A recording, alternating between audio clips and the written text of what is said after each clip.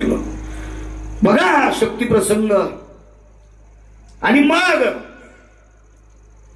त्याला ओळखून मग मारुतीरायांनी मारलं. महाराज ओळखीता आला पाहिजे.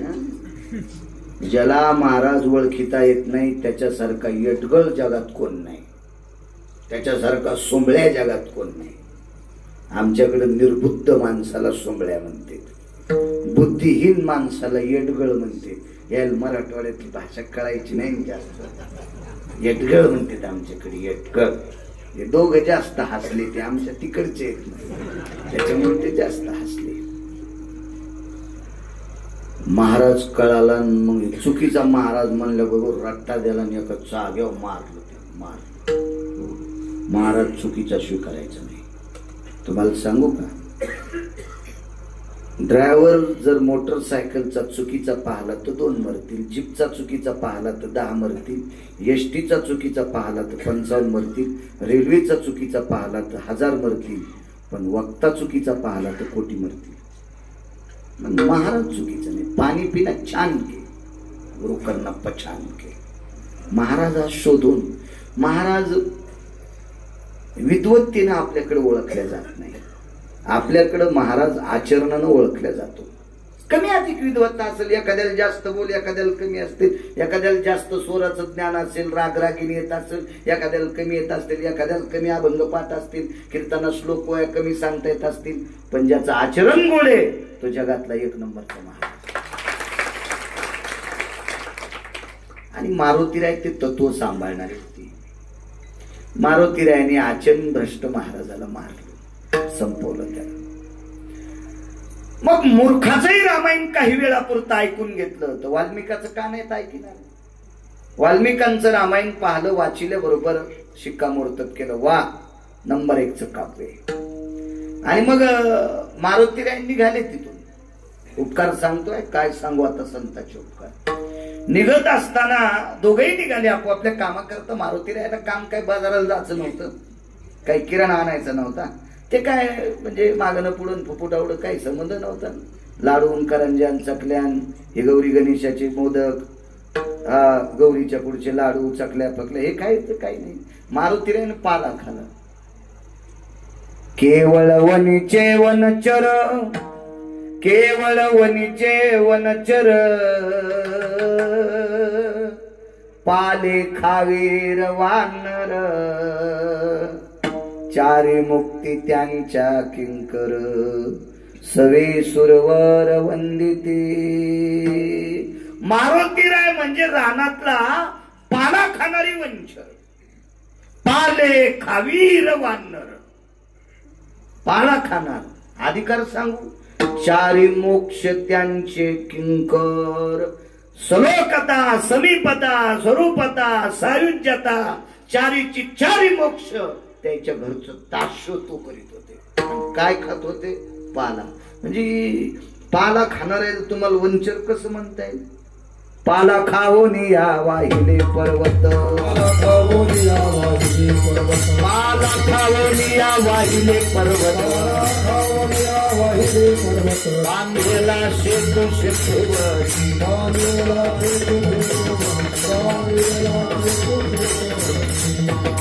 कोण असा सिव्हिल इंजिनियर आहे पाला खाऊन नका शकार करून करता येईल माऊली? नाही. कोण असा बांधकाम मंत्री आहे पाला खाऊन सगळं बांधकामाचं नियोजन कर बर भारतात म्हणून करता येईल का? एकच फक्त मारुतीराय. पाला खाऊन या वाहिले पर्वत, मोठमोठाली पाषाण वाहिले, बांधिला शेतू सिंधुवरी. साधी व्यक्ती निघाले कामा करता. निघता निघता वाल्मिकांनी सांगितलं, येऊ का? बरं वाटलं ना रामायण? हो. मारुतीराय म्हणले, आमचंही वाचायला या. वाक्य नीट आहे का? कधी ऐकलेला प्रसंग असं म्हणायचं नाही मी फार छान आहे. मला जरा जास्त पुराण इचकायचा ना आहे. कोणाचं इचकीत नाही. कशाला करता इचकायचा? फुकट कळण शेंडी वळवळ. हे डोक्याचं इचकी जाऊ नका. हिंमत असेल तर संत चरित्र इचका, पुराण इचका, शास्त्र इचका, वेद इचका. भगीरेचं काय इचकीता? ज्याला बायको भेट नाही त्याचं तुम्ही काय इचकीता? आणि काय तुमच्या पदरात पडणारे डोंबलं कशाला इचकायचे? नाल ऐकायचं आपण आपलं शास्त्र पुराणीच का? बघा पुराणात गोड प्रसंग. मारुतीरायनं सांगितलं महर्षी वाल्मिक आमच्याकडे पण या, मी सुद्धा एक सुंदरच रामायण केले. अरे बापरे, वाल्मिकाला घाम आला. आपल्या रामायणाला श्रेष्ठ म्हणणाऱ्या मारुतीरायनं जर रामायण लिहिलं असेल तर आपल्या रामायणाला कोण कुत्र विचारेल? याचा अर्थ आपल्या रामायणाला कोण मान्यता देईल? आपल्या काव्याला कोण मानेल? म्हणून महर्षी वाल्मिक एका घृत नावाच्या ज्या समुद्राला घृत आपांपती म्हणतात, 7 समुद्र येतात आपल्याकडे. प्रियव्रताचा रथ ज्या ज्या दिशेने गेला त्या त्या दिशेने समुद्राची निर्मिती झाली असं श्रीमद भागवत पुराण सांगते. गिरगावचा बाळू नाही. विठाला विठाला विठाला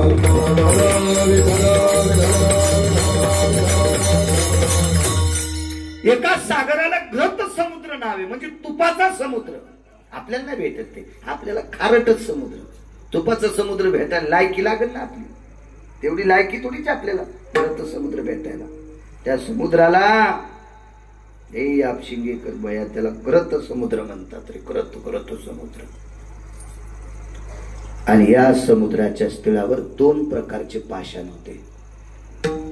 एक पाषाण पंढरीतल्या मालकाच्या स्वरूपासारखा शालिमार पाषाण, आणि एक पाषाण स्फटिकासारखा होता, पांढऱ्या रंगाची पाषाण. दगडावर रामायण कमलाकर बा कशाने लिहिलं असेल? छनी हातोड्यान नाही, नखानं. हो महाराज, नखानं रामायण लिहिलं, नखानं रामायण लिहिलं, नखानं लिहिलं. मला घेण्यासाठी थांबले होते ते, नखानं लिहिलं. पण त्या समुद्राच्या तीरावर वेली, फुलांची झाडं, फळांच्या झाडाच्या फांद्या यानं त्या शिळा झाकून घेतल्या. रामायण दाखवायचे महर्षी वाल्मिकांना.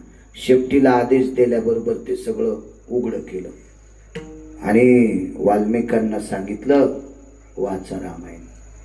पण तुम्हाला एक सांगू का, कोणती गोष्ट एकट्यान करायची नाही. मधात काऊन बलील तर गाडीत गेल्यावर सांगतो, गाडीत सांगतो तुम्हाला. कीर्तनात कशाला सांगायचं? एकट्यान करायचं नाही, दोघांनी करायचं नाही, तिसरा कोणतरी असावा. माणूस सावध राहत असतो. तिसरा असला की भीती निर्माण झाली. दोघांनी केलेला नालायकपणा कधी वाटोळ करीन काय सांगता येत नाही. म्हणून आपल्याकडे साक्षीदाराला महत्व आहे. साक्षीदाराला तर मारुतीरायनं लिहिलेलं रामायण महर्षी वाल्मिक वाचित असताना साक्षीदार हाडामासाचा कुंभार होता. ज्यानं हाडामासाची गाडगे तयार केली का त्या कुंभाराचं नाव आहे ब्रह्मदेव. कुलाल हाडाचा, बाप चाढाचा, अखंड घडी तो मडके रे, हे 3.5 हाताचे घर तयार करणारा ब्रह्मदेव. त्याला डोळे किती होते? ब्रह्मदेवाला डोळे किती? ब्रह्मदेवाला डोके किती? 4. वा वा, हे चांगलं बोललं कडे ते पोरगे. छान छान, वा छान छान. 4. ज्याला डोळे 4, ज्याला डोके 4 त्याला डोळे किती? 8. शंकराला डोके किती? 5. मग डोळे किती?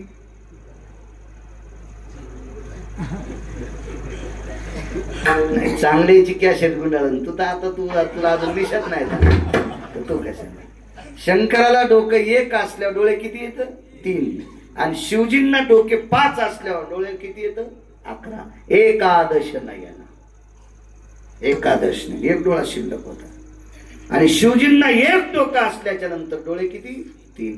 योगी दिसतो विचित्र, त्याला 3 नेत्र, चरम वेगळे नाही वस्त्र, मनवी तुझा मित्र, बाळा जोजोरे कुलभूषणा, निजबा नारायणा, बाळा जोजोरे योगी आला से इसरामा, निजबा नारायणा, बाळा जोजोरे. अशी पाणी म्हणी जा तुम्ही भंगिऱ्याने लिहिलेली पाळणे म्हणता.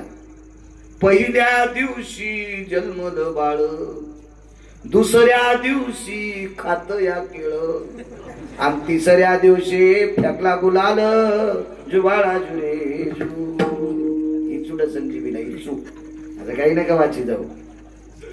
ज्ञानोबा आहे तुकोबा आहे ज्या दृष्टीत सिद्ध झालेली चरित्र वाचायची, भंगिरेची चरित्र वाचायची नाही. आपल्या जीवनाचा कचरा होईल, गर्दा होईल आपल्या जीवनाचा. चला 8 डोळे ब्रह्मदेवाला चतुराननम अष्टचक्षुयायाम 8 डोळ्यांनी ब्रह्मदेव पाहत होते आणि महर्षी वाल्मिक रामायण वाचत होते.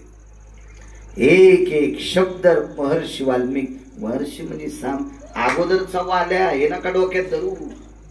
अगोदरचा वाल्या किती पापी होता हे नव्हता डोक्यात धरू. महर्षी वाल्मिक किती अधिकारी पुढचं हे लक्षात घ्या.